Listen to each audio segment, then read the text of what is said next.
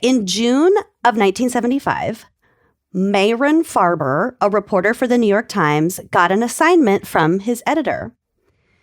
The paper had received a letter alleging that a medical doctor murdered 40 patients. That's a lot of people. Yeah. So the editor was like, hey, Farber, fucking look into this because this might be a big story. Yeah, and we could break it. Let's fucking go. Mm-hmm. So Farber traced the deaths to Riverdale Hospital, and I believe it is in New Jersey, and uncovered 13 suspicious fatalities, either before or after very routine surgeries, I think between 1965 and 1966. Okay. And all of these were tied to a chief surgeon at the hospital named Mario Jascalevich. Okay. Who I will be referring to as Mario. Okay. Mario was born in Buenos Aires, and was hired at Riverdale Hospital in 1962. Not long after that, other surgeons' patients began dying of no apparent cause. When the hospital authorities inspected Mario's locker, they found 18 mostly empty bottles of curare. What's that? So curare is it is a mixture that's derived from like different plants. Okay. And like indigenous people would use it in part to dip their arrows in to fight their enemies because it is a very powerful muscle relaxant. Oh. And it can kill someone very quickly if they ingest enough of it. Dang. So curare. Mario claimed that he was using curare to experiment on dogs. No, then why are you bringing it to work, buddy? Why is it in your briefcase? Keep it in the garage. It was in his locker. But That's also, wild. Hey, I'm just experimenting on dogs. Oh, okay, that's normal. Go about your business. Yeah. So Sounds good, Mr. Dahmer. Have a good day. Enjoy your surgery this afternoon. Yeah. So the Bergen County prosecutor just dropped the case after like a cursory investigation. This is fine. So Farber himself went and investigated the case and published his first of several stories on Mario in January of 1976. And in these articles, he was calling him Dr. X because... Not giving his identity away yet because they didn't have like... Because nothing... An investigation No team. guilt had been proven at that point. They don't want to get sued. Exactly. But he wasn't identifying him at this point. Right. So that was in January of 76. Mario ended up being indicted that May. Dang. So I think they kind of were looking at these articles and were like, okay, we might have dropped the ball. We should probably... Something's fishy. Something doesn't smell right. Yeah. So Mario chose a veteran attorney named Raymond Brown as his defense counsel. And leading the prosecution was Sybil Moses, who had only been out of law school for 4 years. So he had a really good lawyer on his side, and the prosecution had a very green lawyer. Mm-hmm. The prosecutors had alleged that he killed his patients by injecting them with the muscle relaxant curare in order to discredit his fellow surgeons. So he wasn't killing his own patients. He was killing other surgeons' patients to make them look bad at their job. Honestly, there's something that feels almost sicker to me about that, about the petty, vindictive, narcissistic motivation of that, as opposed to someone who is like, I love killing. I have to kill. Has some sort of like unyielding obsession and insatiable thirst for death, for like the act of killing. I don't know why that is, but that is just grossing me out so bad. Like, I just want to make you fucking look bad. So I killed all these people. It carries even less regard for a human life. That's gotta be what it is. Because you're not even getting your own jollies out of their death, which is a very big deal. You're using that as a means to make your colleagues look bad. Oh, Mario, no. So again, this was just what the prosecution said. God, I hope they're wrong, but holy shit. Yeah. But keep that in mind. I think when the prosecution, like, you know, tells the court, like, this is our theory, this is what we think he was doing, then that exact theory is what the jury has to consider. Mm-hmm. So just keep that in mind. Yeah. Okay. Brown, the defense attorney, contended that the charges were concocted by the prosecutor and the New York Times reporter, Farber, in order to advance their careers. Mm-hmm. So they're accusing them of the same thing, just without death. Exactly. Just you're defaming this guy's character to get ahead. Exactly. During the trial, Farber, the reporter, refused... Which is also a heavy theme in Wicked. Anyway, continue. What? Farber? Defaming someone else's character for your own selfish motivation. Is there a song about it? Bitch. Probably. Isn't there always? Listen to Defying Gravity.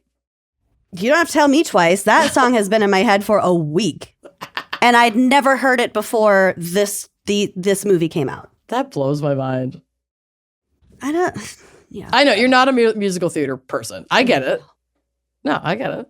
Respect. But I like... I hate most musicals. I like witches. You do like witches. And you love The Wizard of Oz. I do love The Wizard of Oz. Have you seen the meme that's Dorinda Medley in her bubble outfit and it said biblically accurate Glinda? I love that. Yeah. I'm finding that the second we're done here. Okay. Okay, so during the trial, the reporter, Farber, refused subpoenas, like, demanding that he turn over his notes. He's just like, no. Arguing that he had a constitutional right to protect sources he had promised confidentiality to, which is quite fucking apt at this current moment. Mm-hmm. Because of, again, this episode won't come out for like a couple weeks. But I listened on NPR today that Biden might preemptively pardon a bunch of people that Trump is threatening to put in jail. Journalists, for example. Mm-hmm. This is the first fucking amendment. Yeah, I mean, he should. He should fucking do literally anything. Yeah, I mean... That'd be cool. Apparently Obama put journalists in jail too, so... So many presidents have. Like, y'all... Just fucking... The Democrats and the Republicans they're are all bad. They're all fucking bad. It's just different levels of evil. Yeah. It's like, what levels of evil can we survive? That, like, hopefully in the short term is how they force us to vote. Oh, Jesus Christ. Give me that mind eraser. Right? If I could hand it through the goddamn phone, if I could kiss you through the phone, I would. I'm turning mine back on. I need it. So the court declared Farber in contempt of court, sent him to jail for 40 days, and fined the New York Times $286,000. Mm-hmm. The case then went to the Supreme Court, which I love that they can do this, just declined to hear it. Yeah, they're like, nah, next. It's so bitchy. No. Mm-mm. No. They don't have to give a reason or anything. They're just like, no. No. God. Okay, then... I want that power. No. So in 1982, so this was like 5-ish years later, New Jersey governor at that time, Brendan Byrne, pardoned Farber and the newspaper, and $101,000 in fines was returned to the New York Times. And 101 Dalmatians were also turned over to the New York Times. Oh, But that was a separate incident. That was a separate incident. The Supreme Court declined to hear it. Because they were behind the delivery. Cruella, we've been through this. You're not evil enough to hang out with us. Oh my God, the Cruella movie is just her desperate attempts to meet with the Supreme Court. So and we're she turns going fully to DC evil. on that PR circuit, right? Holy shit. I'd watch that. Oh my God. Okay, so here's where we get to the actual meat and potatoes of this case. On June 30th, 1978, After the showing of evidence of a positive indication of curare in the exhumed body of one of the alleged victims, dug up the body, did a mass spectrometer magic with it, specs. had a positive indication of curare in the body. So after they brought that evidence to light, the defense sought to show that the tests could have been an error. The mass spectrometry tests that the defense questioned were conducted by Dr. David Beggs, a chemist with... begging you to listen. He's begging. He's a chemist with the Hewlett-Packard Company, which, as we know, manufactures scientific instruments. And really shitty printers. Yeah. What's mine? Mine's I got an a HP. brother. Mm. That is, Hewlett-Packard, HP. Dr. Beggs had testified that his tests showed reasonable scientific certainty that curare was present in the tissues of this alleged victim, whose name was Nancy Savino, who was exhumed. He also said that there was a possibility of curare in 2 other bodies, those belonging to Emma Arst and Frank Biggs, not to be confused with Dr. Beggs. Okay. Biggs versus Beggs. We won't talk about Frank Biggs again. Okay. During the cross-examination, Brown, defense, focused on the Savino case where Dr. Beggs said he had the most confidence that curare was present. So he was like, we tested them all. There's evidence in these 3. I mean, maybe he didn't test all of them. There might have only been 3 bodies exhumed, but there's some slight suggestion that there is curare in these 2, but there's stronger evidence that it's present in the Savino. The judge said that he would instruct the jury to disregard the findings as evidence if they merely indicated that there was a possibility that curare was present. Brown suggested that the samples might have been mixed up because in many cases they didn't put the whole name on the vials containing the tissues from the exhumed bodies. They only that's insane. had a number. So he's like, well, they didn't label them very well. Could have gotten mixed up. You don't know. You guys don't know what you're doing. There's no way to know. No way to know. Dr. Beggs testified that the samples were supplied to him by Dr. Richard J. Coombs, who was New Jersey's chief toxicologist, who also provided samples of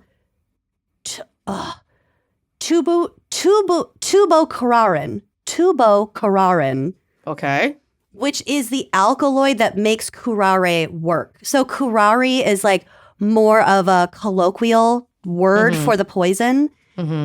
But like, science, they found the alkaloid that actually has this toxic effect on the body. And they called that alkaloid tubocurarin. So this doctor is basically like, no, we didn't fuck this up. We actually were super fucking thorough. Here's all the shit we did. Fuck off. They had a control of tubocurarin with which to test the tissue samples against. So if it shows up, that means it's there. Yeah. So we just don't know exactly how much. It's just it exists. Yes. So Brown, the defense, questioned whether the tubocurarin that the New Jersey toxicologist had supplied was of a reliable standard. Okay, but is it legit though? To which Dr. Beggs simply replied, "Sir, tubocurarin is tubocurarin." Yeah. Like, it's not... We're testing it on a molecular level. Yeah. You can't fake that. A carrot's a carrot. Yeah. Like, you can't counterfeit this with fucking spectroscopy. Like, you just can't. It's that pure sample. It's our uranium-235. And if it got mixed up, we would have been like, oh, it's not this, it's this. They would have... They could identify what it was. Exactly. That's what they do. So fucking stupid. So Brown used printouts from the mass spectrometry test. So they have the results of the test to further his argument to show the lines peaking on the graph. So the peaks were compared to see if the standard matched the sample. Mm-hmm. And he showed that the graphs didn't line up. They weren't identical. And this has got to be so frustrating because, like, you are a scientist expert pleading with a court. And you're arguing with a seasoned attorney. Right. Who is not a scientist. And you're trying to appeal to a judge who is not a scientist. And a jury who are not scientists. But to determine whether this was even admissible likely wouldn't be in front of a jury. But like, regardless, all of it was in front of a jury. That's wild. But yeah, it's just like, you just have to be compelling enough in some ways for them to trust your analysis. Because it's not a room full of like-minded scientists with the same training where you can go, no, buddy. See this peak right here? That means it's here. And Buddy is like, oh, duh. I know exactly what you're fucking showing me. Cool. Got it. It's admissible. So he was saying, we have the tubocurarin. That is the pure sample. That is the toxin, the alkaloid. It's there, bitch. Then we have the sample that we pulled from the bottles from his locker. And he's like, okay, but they don't match up because, these peaks match up. But then there's all these other peaks over here on this sample. And Dr. Beggs was like, yeah, that's because he obviously mixed it with other. It wasn't just pure alkaloid. Yeah, tubocurarin. There's also like human tissue, all kinds of shit that's blended up in those samples. Yeah, from a fucking post-mortem transaction. Something. So other shit is going to be mixed in there. He was like, the other lines indicate compounds in addition to the curare. Like, that's just the other shit that's mixed in there. Yeah. Fucking duh. So in October of 1978, the jury retired to consider its verdict. No, what did they do? They had to consider a ton of circumstantial evidence. Also an array of allegedly positive chemical tests that the prosecution was pushing, but the defense definitely was questioning. And again, they're not scientists, so maybe they obviously just didn't really understand. Yeah, and then they had to contend with all the doubts that the defense raised involving the validity of those results. So the jury took all of 2 hours to deliberate. That's it. This was a months-long trial. 2 hours. They found Mario not guilty of the murder charges, and he was completely acquitted. Ironically, Farber was released from jail the same day that Mario was found innocent, because remember, he was put in jail for contempt for refusing the subpoenas. Oh, God. The New Jersey Medical Licensing Board did revoke Mario's medical license for 7 other unrelated counts of malpractice. So in addition to all of this, he's just a shitty fucking doctor. Yeah, you just suck, dude. So then he totally skipped town, left the country entirely, and never paid his attorney. No, because why would you? That's a Trump move right there. Yeah. I love that. That is the case of fucking Mario, who got definitely away fucking with it. Poisoned those people. That's wild. Like, I'm sorry, to go from, hey, I think this is happening, to, hey, weird, these cases look messed up, to, hey, weird, this poison is in your locker. Like, that's a lot of coincidences. It is technically circumstantial, but it is. Yeah, 2 hours. 2 hours because that attorney was like, well, they don't match. You said they would match. They don't match. Yeah, and then the doctor gives a precise explanation for exactly why they don't match. And people are like, I don't trust it. Who's this motherfucker anyway? What are you, some kind of doctor? Who invited you? Who invited you? Oh, are you illegal? That. Oh, God. Well, that sucks that they couldn't get a conviction, but I hope those sad dead patients are resting in peace. Oh my God. Well, I sure hope you liked that clip. If you did like that clip, make sure you are subscribing to our YouTube channel, leaving us a nice review, and joining us on Patreon for even more video content, audio content, salacious content all around. Come join us. Treat yourself.